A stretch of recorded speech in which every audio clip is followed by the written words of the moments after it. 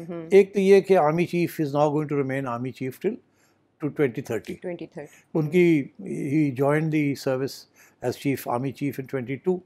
तो उनको पहले 3 साल मिले जी, फिर उसके बाद उनको कहा गया कि 5 साल हो जाएंगे।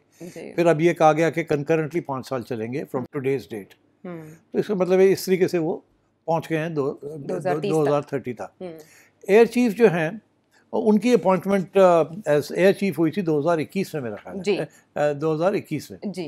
अच्छा, जब वो 2021 में हुई थी तो 3 साल के लिए हुई थी। तो मगर उनको भी 5 साल मिल गए फिर ड्यूरिंग दिस एपिसोड। तो वो जब वो 2026 तक चले जाते हैं जी। अब उनको इस नोटिफिकेशन के तहत 2 साल और दे दिए तो 2028 से पहुंच जाते हैं जी। नेवी चीफ का जिक्र नहीं है इस नोटिफिकेशन में नहीं है, ये जो 2 आए हैं हमारे सामने। हाँ, तो नेवी चीफ जो हैं वो 2023 में अपॉइंट हुए थे जी।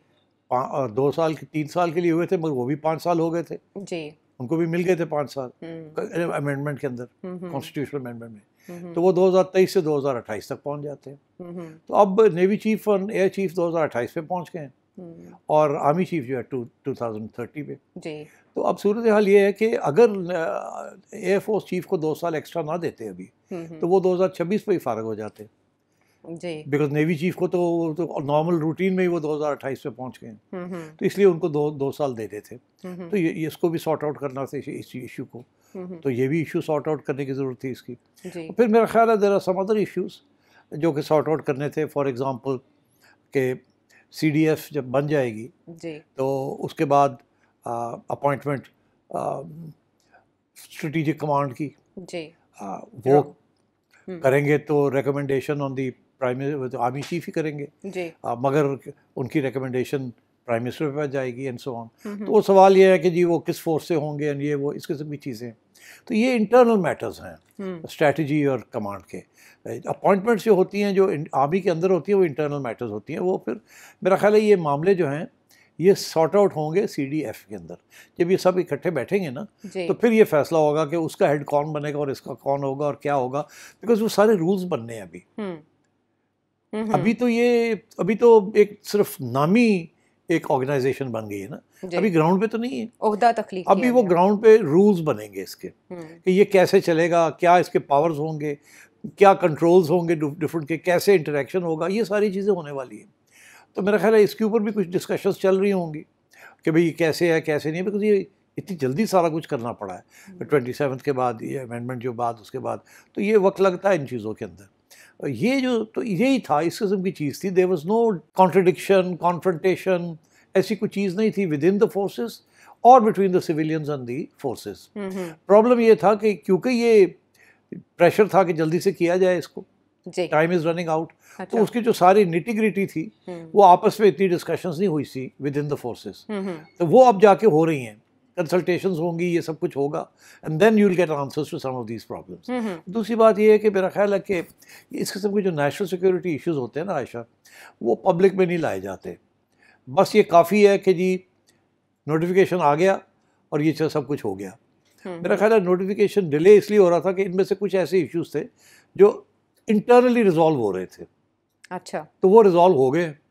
अब आप ये वन रेजोल्यूशन इसके 2 चीफ्स 28 तक रहेंगे जी, और 1 फील्ड मार्शल 30 तक रहेगा, जो CDF भी है। तो वो जो 30 तक रहेगा वो उसका फिर अगली जो 2 आने हैं फ्रॉम द अदर फोर्सेस उनको भी अपॉइंट तो ये नहीं कर सकेंगे, अपॉइंट तो करेगा प्राइम मिनिस्टर। हाँ। बट जाहिर होगा इन्फ्लुएंस करने की जरूरत होगी। उस वक्त तक बहुत कुछ सीख भी लिया होगा। अच्छा। कि ये सिलसिला कैसे चल रहा है कैसे नहीं चल रहा, क्या होना चाहिए क्या नहीं होना चाहिए। स्ट्रेटेजिक कमांड का भी पता लग जाएगा कि भाई किस तरीके से उसमें कौन किस किस्म के लोग होने चाहिए, क्या होना चाहिए, कोऑर्डिनेशन सही हो रही है नहीं हो रही, कंसिस्टेंसी हो रही है, स्टेबिलिटी है। I think this is a new thing, new platform, और ये बड़ा ऑन द ग्राउंड प्लेटफॉर्म होना। अच्छा। And it's going to be a very powerful platform. मेरे ख्याल आगे जो स्ट्रेटजी बननी है ना वो सारी जो वॉर की स्ट्रेटजी है, सिक्योरिटी की स्ट्रेटजी है, वो यहीं बना करेगी, जॉइंट यहीं बनेगी। जॉइंट चीफ्स में ये नहीं होता था अनफॉर्चुनेटली।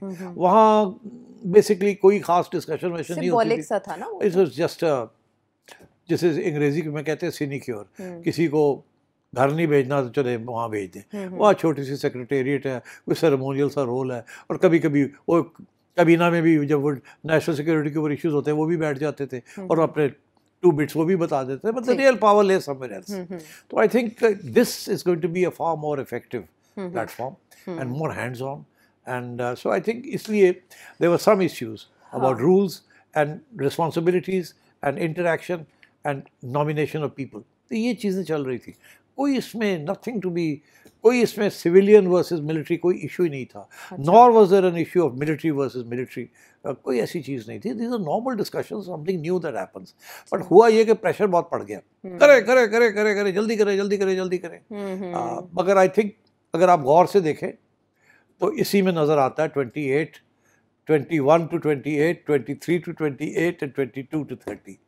You can see के where how things have worked out. हाँ, कहाँ फिल आउट किया गया. अच्छा, ये आपने कहा कि ये काम हो रहा था जिसकी वजह से डिले था, तो ऐसे में फिर एक फेक नोटिफिकेशन आना और फिर उस पर ख़बर बन जाना, बहुत सी ऐसी चीज़ें हुई हैं जिन्होंने तक़वियत दी है कि सिविल मिलिट्री में कोई ना कोई तनाव ज़रूर है. नवाज शरीफ कोई डिमांड कर रहे हैं, वो अपना बंदा चाहते हैं इस पोजीशन पे, ये कहाँ से आई खबरें? ये जो बनाने वाले खबरें वही बनाते हैं, और कौन बनाते हैं? बगैर मुलाकात के, मतलब किसी को मुस्लिम लीग नून की तरफ से फीड किया गया, मुलाकात हुई कोई और कहा गया कि आप इस शख्स की बात करें. देखिए, 2 किस्म के स्पेकुलेशन होती है. एक वो होती है कि वेल मीनिंग पीपल जो कोई किसी के खिलाफ नहीं है, वो बैठ के इंटेलेक्चुअलाइज करते हैं.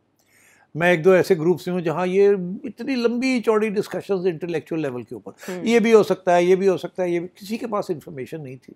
मैं चुप करके देख रहा, सुन रहा था, पढ़ रहा था कि यार कोई इन्फॉर्मेशन नहीं है, लगे हुए हैं, कोई इधर जा रहा है, कोई उधर जा रहा है, और थ्योरेटिकली ये भी हो सकता है, ये भी हो सकता है, ये वजह हो सकती है, ये वजह हो सकती है. ये इंटेलेक्चुअलिज्म जो है ना, ये ग्रुप्स के अंदर बहुत होती है. अच्छा, वो लोग, हर बंदा कहता है मुझे मेरी सुनो मेरी बात. अच्छा. मैं एनालिसिस करता हूँ. हाँ. मेरा हमेशा मौक़िफ़ रहा है, कोई एनालिसिस नहीं हो सकता विदाउट इन्फॉर्मेशन. कोई कोर इन्फॉर्मेशन आपके पास होनी चाहिए, उसके बेसिस के ऊपर आप फिर आगे एनालिसिस कर सकते हैं कि क्या होगा क्या नहीं होगा. अगर आपके पास कोर इन्फॉर्मेशन ही नहीं है तो आप कैसे एनालिसिस करेंगे? थ्योरी में ही करेंगे ना. तो थ्योरी में तो होता नहीं है. Real life is very different from theory. अब फॉर एग्जांपल, मुझे एक बात का पता है जिसे मैं कहता हूँ कोर इन्फॉर्मेशन. अच्छा. वो मुझे इस बात का पता है कि मियाँ नवाज शरीफ किसी स्टेज पे भी टक्कर नहीं लेंगे विद द एस्टैब्लिशमेंट. अच्छा. ये मुझे as a matter of faith पता है.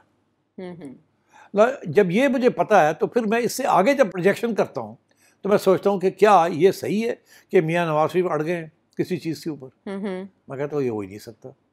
अच्छा. अगर नहीं हो सकता तो फिर क्या ये हो क्या रहा है, वहाँ से चलते हैं. कुछ लोग समझते हैं कि नहीं, नवाज शरीफ का ट्रैक रिकॉर्ड है, वो तो अड़ जाता है, इस दफ़ा फिर अड़ गया होगा. जब ऐसी बात है, और ये हमेशा सिविल मिलिट्री ही होता है, विद इन सिविलियंस जो होता है वो तो समझ आ जाती है, विद इन मिलिट्री जो होता है वो भी कभी कभी समझ आ जाती है, कभी नहीं होती. मगर आजकल के हालात के अंदर to talk about something within the military, it's not on. ये इस वक्त these issues become national security issues. अच्छा, तो अब मुझे इस बात का पता है कि मियाँ साहब किसी सूरत में भी कोई ऐसा डिमांड नहीं करेंगे जो कि फिर इस्टेब्लिशमेंट को कंसीड करना पड़ेगा या रिजेक्ट करना पड़ेगा. ऐसी चीज़ नहीं होगी. There is too much at stake. इस वक्त Imran Khan is a serious problem for everyone. Number 1. Number 2, confirmed है कि मियाँ साहब आप प्राइम मिनिस्टर नहीं बन सकते. अच्छा. तीसरी चीज़ कंफर्म्ड है कि अगर सिलसिला ऐसे ही चला तो या शहबाज शरीफ साहब या मरियम नवाज यही अगला प्राइम मिनिस्टर बनेंगी जब वक्त आएगा. अच्छा. ये अभी तक जो सिचुएशन चल रही है, जो अजम्पशंस हैं, मगर वन इज़ अ पक्का अजम्पशन, वो ये कि मियाँ साहब इस शिप को डिस्टेबलाइज नहीं करेंगे. There is too much at stake for him. तो इसलिए आई थिंक ये ज़रूर है कि खबरें आई थी. मैंने भी एक स्टेज पे एक खबर दी थी जो कि 6 माह के बाद वो घूम रही है. अब कौन सी? आपको याद होगा कि आप किसी वक्त मैंने ये कहा था कि वो एक्स DG ISI के बारे में बात हुई थी, नदीम अंजुम साहब. हाँ, तो मैंने कहा था कुछ NSA की बात हो रही थी. हाँ. तो मैंने कहा कि हाँ, वो कुछ अफवाहें चल रही हैं कि मियाँ साहब ये चाहते हैं कि नदीम अंजुम साहब जो हैं वो NSA रिटायरमेंट के बाद उनको NSA लगाया जाए. तो मैंने कहा मगर ये नहीं होगा, आई डोंट थिंक ये होगा. इससे ज़्यादा मैंने बात नहीं की थी. मेरा कहने का ये मतलब था आई डोंट थिंक ये होगा. क्यों? क्योंकि आर्मी चीफ नहीं चाहेंगे कि ये हो. और वही हुआ. फिर उन्होंने जब वक्त आया NSA लगाने का तो उन्होंने अपने DG ISI को ही NSA लगा दिया. आसिम मलिक साहब को लगा दिया. ठीक, because he is very comfortable with him. and he played a major role in bringing Donald Trump online. तो ये तो it made sense. मगर क्यों मियाँ साहब क्यों चाहते थे, या एक ख्वाहिश थी या रिक्वेस्ट थी कि कंसिडर कर लें नदीम अंजुम को भी, क्योंकि वो नज़र आए थे मियाँ साहब के घर बैठे हुए उनके साथ शादी ब्याह के मौके पे, और लोगों ने कहा यार ये एक्स DG ISI मियाँ साहब के साथ बैठे हुए हैं, इधर भी बैठे हुए हैं उधर भी बैठे हुए हैं, ये बड़े तल्लुकात हैं इनके, इसका मतलब है कि बड़े करीब हो गए हैं, इसका मतलब है कि मियाँ साहब पुश कर रहे हैं इसको। मैं ये समझता हूँ कि ख्वाहिश होती है कि यार अगर साड़ा बंदा जड़ा लग जाए तो कंफर्ट लेवल ज़्यादा होगा, मगर at the end of the day जब फैसला हुआ कि नहीं हमने किसी और को लगाना है, तो आई थिंक मियाँ साहब वुड हैव शक्ड हिज शोल्डर्स, और मैं तो कोशिश की थी पर नहीं होया था, नहीं होया। तो फिर कौन सी साइड प्रिवेल की इन शॉर्ट? तो ये इसलिए मैंने किसी स्टेज पे ये यकीन नहीं किया कि इसमें vice chief of army staff का कोई इशू है, DG ISI का कोई इशू है, या आगे जो स्ट्रेटेजिक कमांड का जो बंदा बनना है उसका कोई इशू है, या NSA का कोई इशू है। बिकॉज देखिए ना आसिम मलिक साहब, या वो रिटायर होके किसी फौजी फर्टिलाइजर या फौजी फाउंडेशन में चले जाएंगे, या वो NSA रहेंगे, he'll be reinstated as NSA। तो मतलब है कि मैंने ये कभी नहीं, it never mattered to me। मेरा हमेशा ये ख्याल था कि ये ऐसे इश्यूज हैं which are not matter for discussion। ये चीज लाइक फॉर एग्जांपल क्या हम डिस्कस करते हैं जब कोर कमांडर्स इधर से उधर होते हैं या प्रमोशंस होती हैं, क्या हम लोग बैठ के शुरू हो जाते हैं कि जी वो आयशा को मेजर जनरल से जनरल लगा दिया है, लेफ्टिनेंट जनरल बना दिया है, मगर सिटी को रहने दिया है, वो बाईपास हो गए हैं, वो अब रिज़ाइन करेंगे या रहेंगे, या उनको खुदे लाइन लगा दी। ये चीज़ें नहीं हम discuss, these are army's internal matters, ये कहीं भी नहीं होता है ऐसे। तो ये भी जो चीज़ें इस वक्त कुछ नई डेवलपमेंट्स हो रही हैं, these are all armed forces internal matters. और मैं आपको एक बात बता दूँ, whatever the armed forces as a collective entity in sitting inside the CDF, जो भी वहाँ फैसले होंगे they will be acceptable to the civilians। उसमें किसी किस्म की दरार नहीं होगी, किसी किस्म की कोई इशू नहीं होगा। यानी आप समझते हैं कि सारा चाय की प्याली में तूफान था, कोई सिविल मिलिट्री ताल्लुकात में ऐसी दरार पैदा नहीं हुई इमरान खान साहब के दौर की तरह जो आज से 4-5 माह बाद रिफ्लेक्ट करे। बिल्कुल एग्जैक्टली, इसीलिए लोग इसको लेके बैठे हुए हैं कि उनसे कोई गड़बड़ हो गई, 4 महीने लगणगे या 6 महीने लगणगे। ये मैं सुन रहा हूँ एनालिसिस कि जी बस अब तो हो गया कुछ ना कुछ, किसी न किसी स्टेज पे ये उभरेगा और फटेगा और ये होगा और वो होगा। I don't think so. But you said somebody has to pay the price. Law ministry में इसको हम समझें कि पहले चीज़ें नहीं देखी गई और एंड टाइम पे देखी गई। नवंबर का तो सबको पता था कि क्या होगा। मेरा अब ख्याल है कि somebody has to pay the price। I thought कि इस वक्त के शायद लॉ मिनिस्ट्री की तरफ से कोई कोताही हुई है in drafting some of these things, but my information is that they were waiting for the information कि क्या करना है। तो फिर जब उनको बता दिया ऐसे करे तो उन्होंने कर दिया। चले ठीक। इसीलिए आपका ख्याल है कि शहबाज शरीफ साहब लंदन बैठे हुए थे, मौजे कर रहे थे, हाइड पार्क में वॉक कर रहे थे, हाँ जी, और अच्छे अच्छे खाने खा रहे थे, और not a worry in the world. आपका ख्याल है कि इस किस्म की कोई चीज़ होती तो वो लंदन जाके बैठ जाते?